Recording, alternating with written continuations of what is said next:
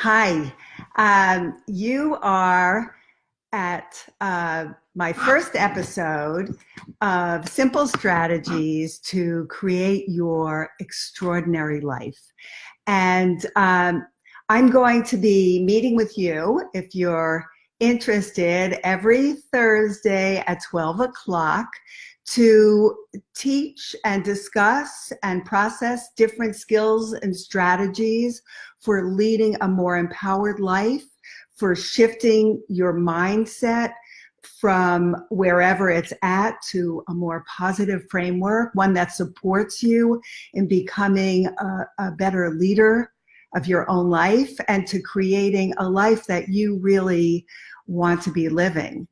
So I encourage you to ask questions in the chat box and to participate in any ways that are meaningful to you. And for those of you that don't know me, I'm Dr. Randy Kamen, and I'm an educator and psychologist teaching mind-body medicine for many years, too many to mention, and positive psychology, as well as leadership skills and strategies.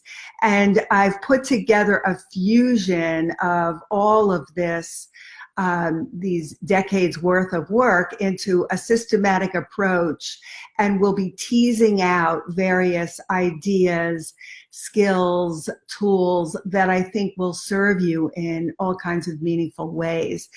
Also, if there's anything in particular that you would like for me to discuss, I am completely happy to talk about different topics that you might be interested in. I'll also be having, on occasion, various speakers joining me and talking about their areas of expertise. So I'd like to give to you as many different ideas that can enrich your life and help you to go from wherever you are at to taking it to the next level.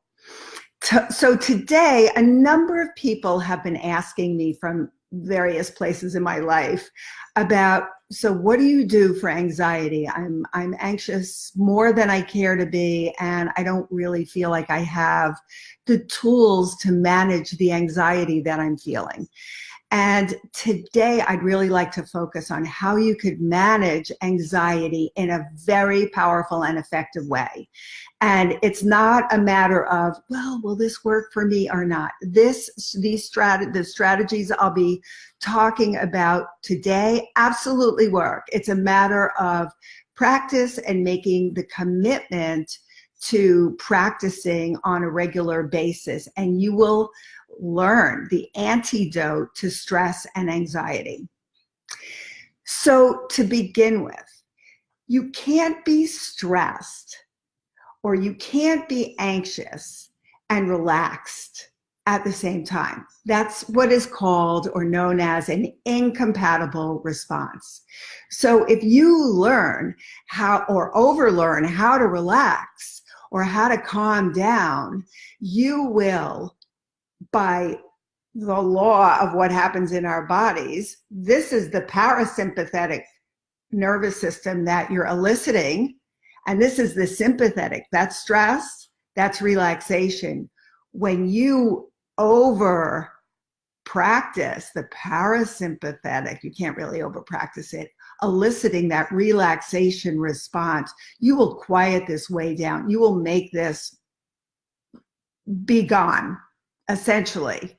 Now it's going to come back, to be sure, but you'll have tools so that you could manage that over and over again. Eventually, you'll get so good at quieting the anxiety down that it will visit you less and less and become less and less noisy in your mind and body, because anxiety has a very big presence in both your mind and your body, and it really takes over your whole system once it rears its ugly head. So what you want to do is learn some stuff to prevent the anxiety from emerging in the first place, and you want to learn how to quiet it down once it's there. So you want to do it preventively, and also once it's kind of emerged. The best, the fastest, most elegant, most efficient way to reduce stress, anxiety, negativity is to learn how to breathe diaphragmatically.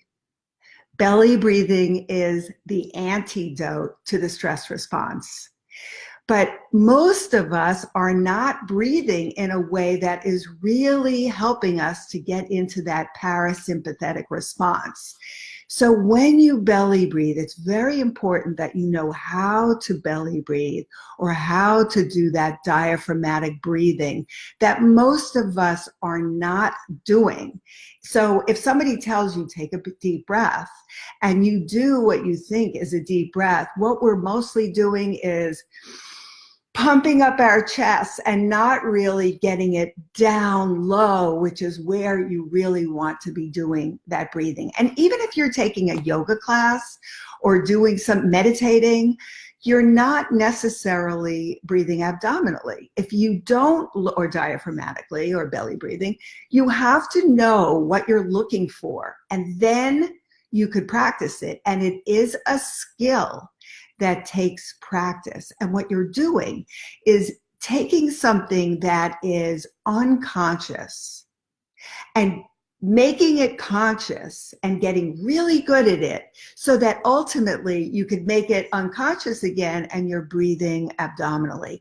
And that will help you really calm down that anxiety reaction. In fact, you'll be able, when you feel that first hint, that first whisper of anxiety, here it comes again because it's such a horrible feeling, you can tone it down by starting the breath. And I'm going to show you what to do to quiet it down quickly. And then I'm going to show, well, first I'm going to show you how to just be breathing day in, day out as you move through your day. There's an everyday abdominal breath. That's not a big, deep breath. But what you're doing is you're breathing into your low belly, expanding the bottom of your rib cage. What happens is you're breathing in through your nostrils, down into your lungs. Your lungs are expanding. The diaphragm is dropping down, but it only could drop down really fully if you expand your lower ribs and your belly. So it's not like you're letting your belly just hang out. What you're doing is you're expanding the rib cage and letting the belly expand somewhat so that you could get that full deep breath. And that's just a regular breath. You're breathing in and out, and in and out, into your low belly, really just above the pelvic area. That's the ideal place to be breathing. And that's deep. That's several inches below your navel. You're breathing in and breathing out. If you put your hands on your low belly and start breathing in and out, you should feel movement in your low belly. When you breathe in, your belly goes out. When you breathe out, your belly goes in. So there's a rise and fall to the low belly. Rise and fall to the low belly. This is not a muscular event. What's happening is you're expanding the lungs, diaphragm drops down, and really it's happening in your organs. You're not really making those muscles active. However, when you're first learning, it might be valuable to think of pushing your stomach out, expanding the lower part of your rib cage just to get the feeling. It's called the kinesthetic sense, the feeling of what it's like to do that kind of breathing.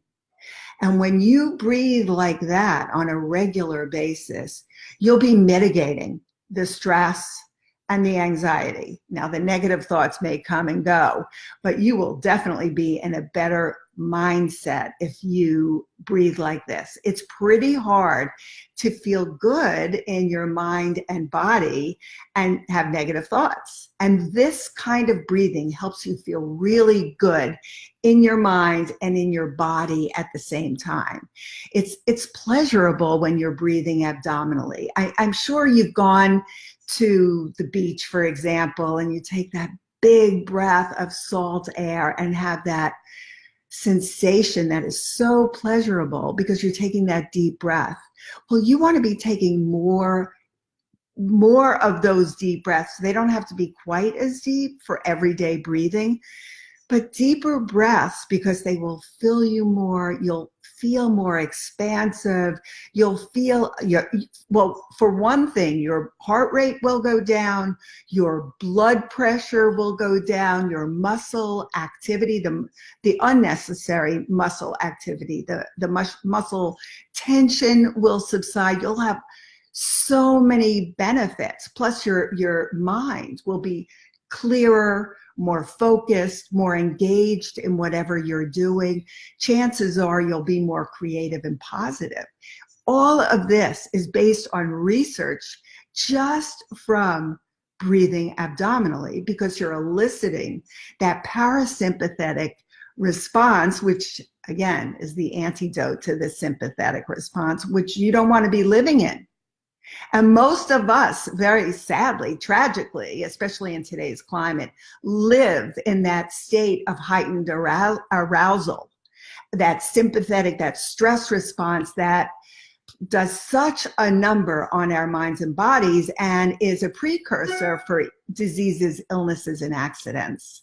So the more you could learn how to do this breathing in, breathing out into the low belly, the more you'll be preparing yourself to calm down, to stay calm, to when challenges come your way, you'll know a method, you'll know something to help you calm it down.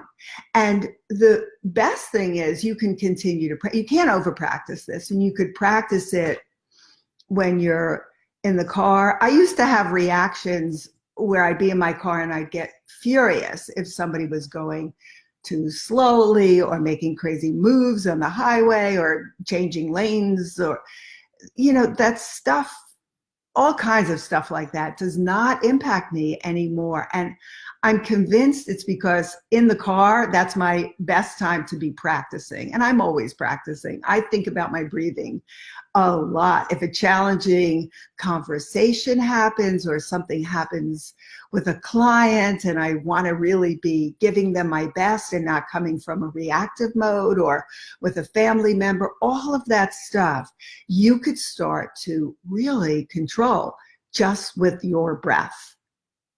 It's very, very powerful, that breathing into your low belly and breathing out. So if you have any questions at all, please put them in the chat box. Hi, Monty. Hi, Matthew. Oh my God, Matt. It's so good to see you, to be speaking to some of you, to all of you. And I'd love to hear if you have any questions before I move on. And I just want to share a little story with you. I grew up and I was chronically anxious. I didn't even know what it felt like to not be anxious, because I was anxious all the time in my family scenario, which I won't go into in this particular Facebook Live, maybe in another episode. And I just had no skills for relaxing and had no idea what it felt like. So I didn't even know I was looking for that. And then one day, I grew up in Brooklyn and then Queens, and I went to the Brooklyn College bookstore where I would sometimes go. It was close to my house.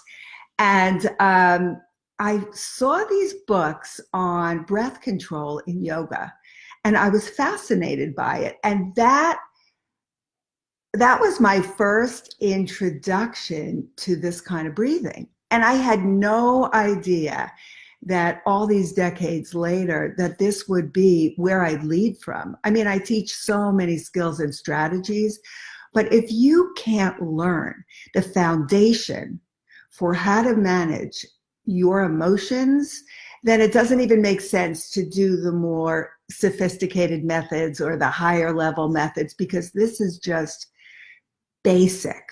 Being able to control your emotions is just the most essential thing you could do as you move through the life cycle, because they won't go away necessarily by themselves. There is a rise and fall to all of our emotions, but the anxiety could just keep spiking throughout your life.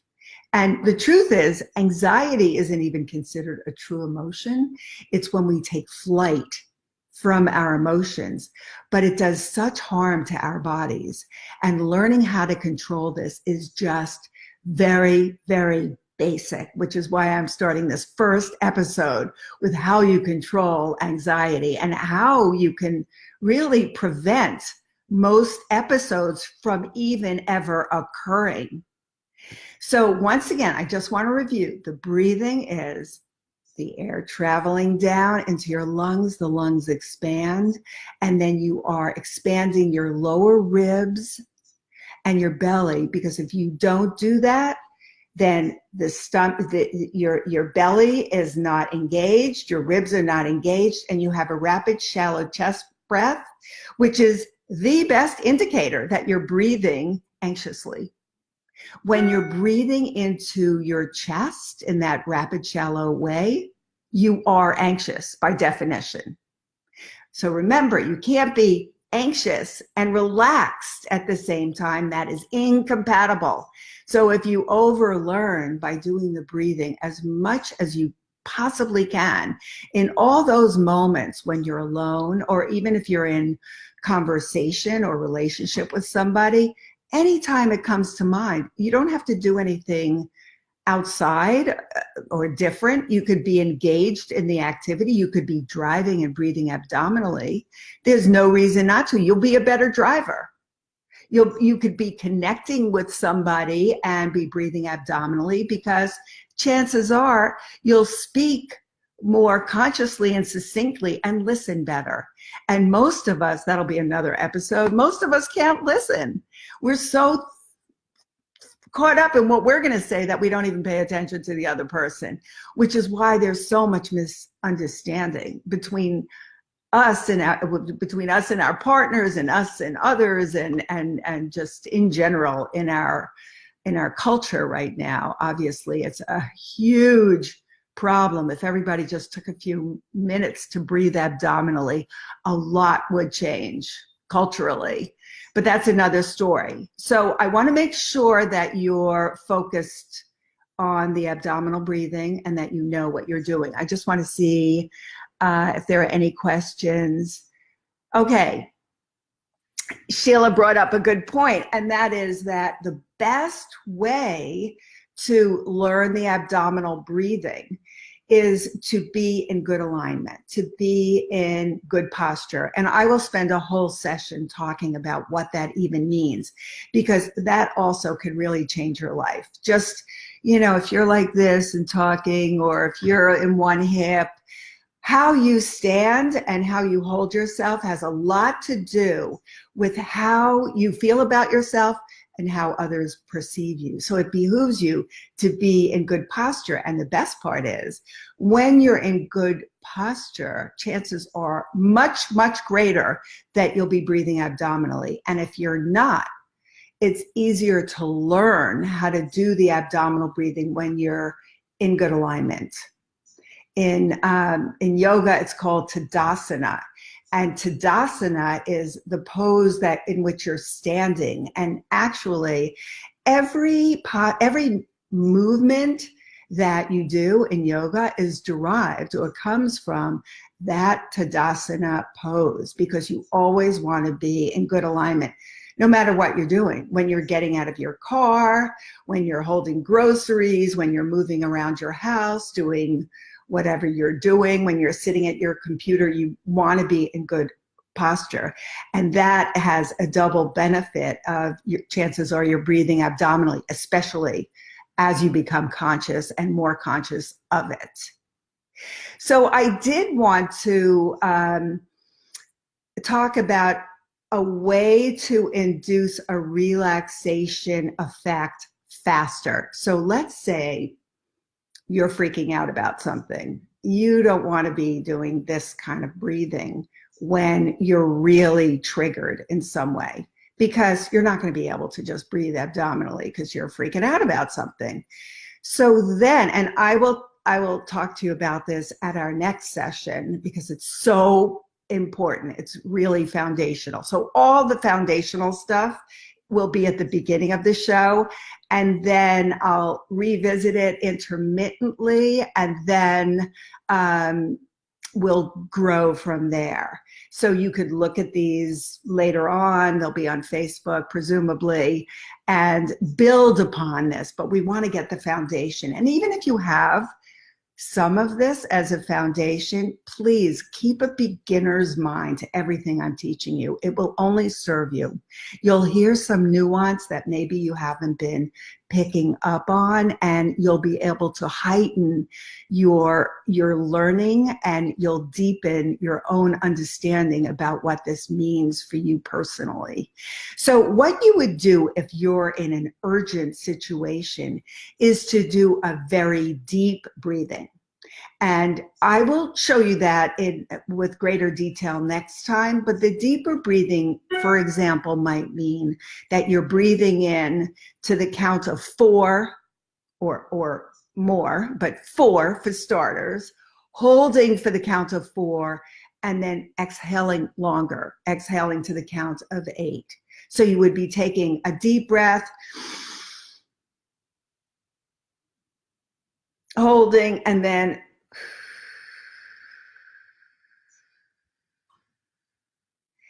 exhaling completely until you're empty.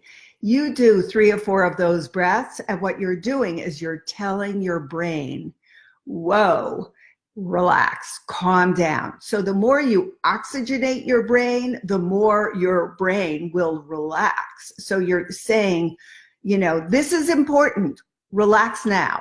So you do 3 or 4 of those. Let's say you just were in a near accident of some sort, either driving or on the street, a car almost hit, you know, whatever is going on. There's a near miss, a near fall, something happens.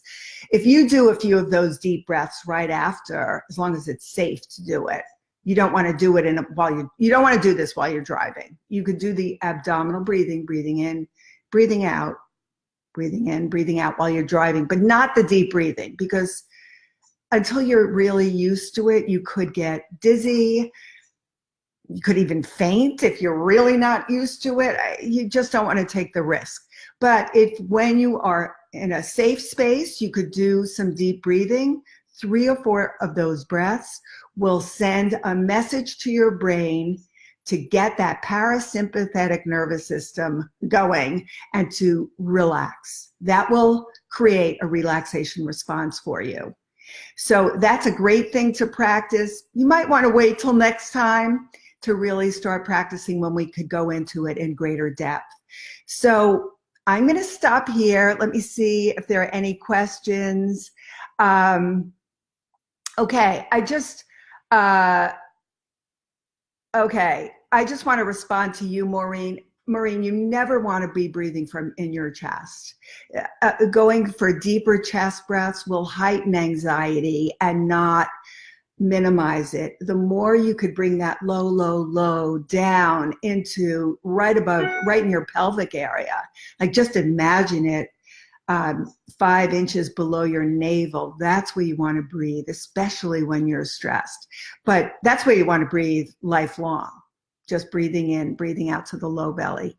So I'm going to stop here. If you have any questions, please put them in the chat box. I'll go over any questions that you may have and discuss them, either respond to you in Facebook or discuss it next time for the next episode of Simple Strategies to Create Your Extraordinary Life, which will be next Thursday at 12 o'clock. And I look forward to seeing you then. And if you enjoyed this episode, give me a like or let me know in some way, or you might want to share it with somebody that you think needs this kind of information. It's you know, so many people could benefit from this that you know and love, and just sharing it is a really great way of telling somebody that they matter and that they don't, that when they're anxious, you care about, you know, what you care about them and you don't want them to be anxious. And this could be very helpful. It helps tolerate all difficult emotions, both preventively and while you're in the middle. So once again, I look forward to seeing you next week. Have an awesome week, and bye for now.